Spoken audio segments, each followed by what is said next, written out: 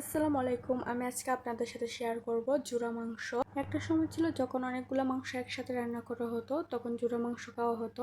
তবে আজকাল কিন্তু সবাই আর অনেকগুলো মাংস একসাথে রান্না করে না, তাই আর জুরা মাংস খাওয়া হয় না। আপনারা চাইলে এইভাবে অল্প কিছু মাংস দিয়ে জুরা মাংস বানিয়ে নিতে পারেন। তার জন্য লাগবে হাড় ছাড়া মাংস।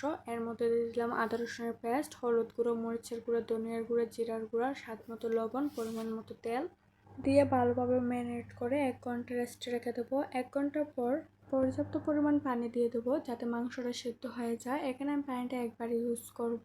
এরপর মাংসটা সিদ্ধ হয়ে আসলে এটাকে ভালোভাবে কষিয়ে নেব। যখন মাংসটা এরকম হালকা ঝোল ঝোল টাইপের হয়ে যাবে, তখন একটা বাটিতে তুলে নিয়ে ঠান্ডা করে নিতে হবে। এটা যখন ঠান্ডা হয়ে আসবে তখন এভাবে হাত দিয়ে জুড়া করে নেব। এবার একটা প্যানে আমি তেল দিয়ে দেবো। দিয়ে দিলাম 1 কাপ পরিমাণ পেঁয়াজ কুচি। পেঁয়াজটা এখানে অবশ্যই বেশি করে দিতে হবে। এটা যখন হালকা ব্রাউন কালার হয়ে আসবে তখন আমি আবার এখানে কিছু মশলা অ্যাড করব। দিয়ে দেবো আদা রসুনের পেস্ট, লবণ দিয়ে একটু ভেজে দিয়ে দিলাম কাশ্মীরি লঙ্কার গুঁড়া। এখানে আমি কাশ্মীরি লঙ্কার গুঁড়াটা সুন্দর একটা কালার আসার জন্য দিয়েছি, আপনারা লাল মরিচের গুঁড়াটাও দিতে পারেন। এরপর দিয়ে দিলাম হলুদ গুঁড়া, জিরার গুঁড়া, গরম মশলার গুঁড়া। গরম মশলাটা আমি বাসায় তৈরি করেছি, এর মধ্যে আস্ত শুকনো মরিচ দেওয়া আছে, যার জন্য আমি ঝালটা বুঝে শুনে দিলাম। এরপর এগুলো ভালোভাবে কষিয়ে আমি এর মধ্যে জুড়া মাংসটা দিয়ে দিলাম। এটাকে ভালোভাবে নাড়াচাড়া করে যখন ভাজা হয়ে এরকম একটা কালার চলে আসবে তখন চুলা থেকে নামিয়ে নেব। ফাইনালি তৈরি হয়ে গেল মজাদার জুড়া মাংস। আপনারা অবশ্যই এটা ট্রাই করবেন।